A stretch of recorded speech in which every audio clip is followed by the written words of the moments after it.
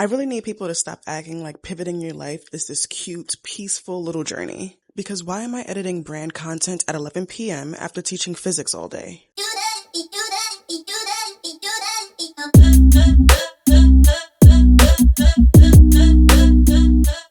You might be thinking, who even is this woman and why is she talking about this? Well, because I'm actually living this life.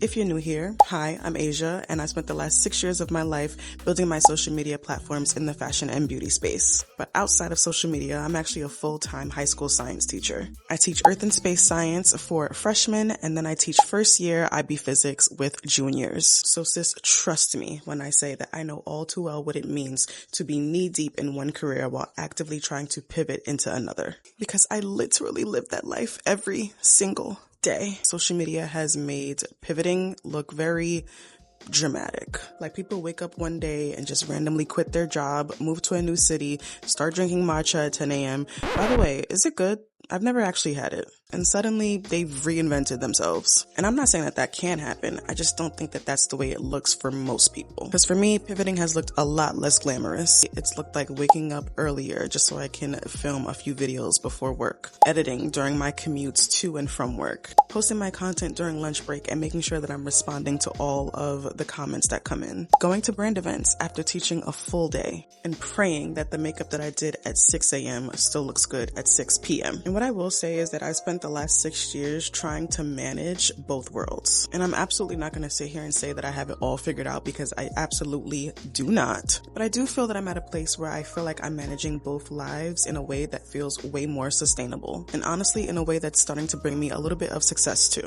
which we love. So I wanted to sit down and go over the key things that I did that really helped make that possible for me. Because I do think that there's a misconception that pivoting your life means that you have to completely abandon your current life, when really it's about learning how to build alongside it. So let's get into it.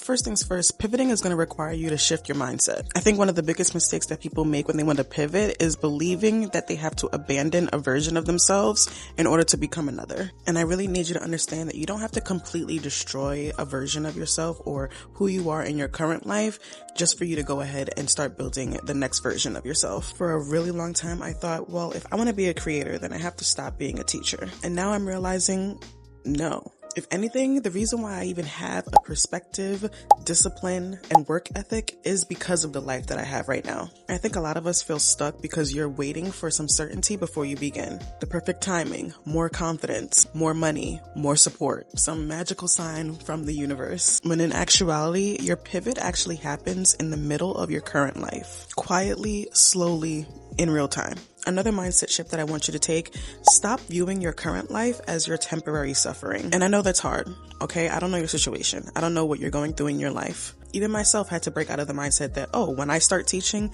then my life starts. This is your life. This is who you are. This is where you're at. And if you keep telling yourself that your real life starts when you hit some big goal or milestone, you're gonna miss so much of your actual life while you're building it. So yes, build, but still appreciate where you're at and the journey that you're on. Sis, we are not 15 anymore. We need those calendars, okay? Honestly, one of the first things that I think you should do when you're trying to pivot your life is to sit down and write down a list of the things that are actually important to you. What are your non-negotiables? What are the things that you want to spend time on in your life right now? Not the future version of yourself. What's important to you right now? Because at the end of the day, your systems have to work for your current life, not the life that you're trying to build 5 years from now. So for me, I had to really get honest with myself. Obviously, I have a full-time job and it's a really strenuous one. So the bulk of my week is going to be spent teaching. Like after spending all day teaching on my feet, managing students, grading, lesson planning, I really do not have the brain capacity to come home and film 6 videos. And once I stopped finding that reality, planning became so much easier for me because then I can actually start building systems that revolve around my actual life instead of somebody else's routine. But outside of content, I had to think about the rest of my life too. Don't forget to leave out things that are actually going to pour into your own cup and also help you maintain your personal life. Especially as women, we still have to manage our households, do laundry, clean up, rest, because rest is important. Have time to spend with your friends and family, and also have moments that are just for you, not just about your pivot or your business or whatever you're trying to start. Because if every part of your life starts to become about productivity, eventually you are going to burn out. And then you're going to start resenting the thing that you're trying to build. And we don't want that. Give yourself permission to be a human while you're building your next chapter. You're not a machine. So I know that I just said that it's okay for you to be a human and to definitely recognize and make time for yourself.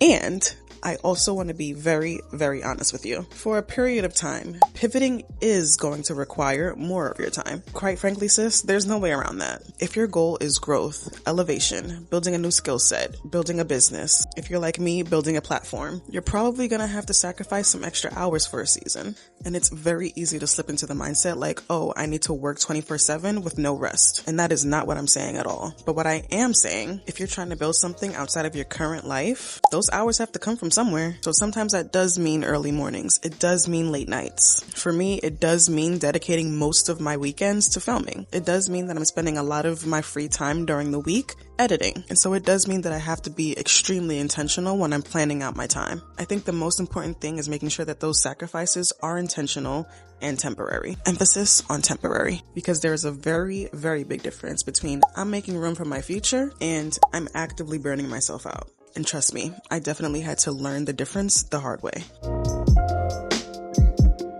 Honestly, this one is one of my favorite ones because it's one of the key differences between me and my mother. She's such a perfectionist, and I am too, but in a very different way. Stop waiting for yourself to feel ready.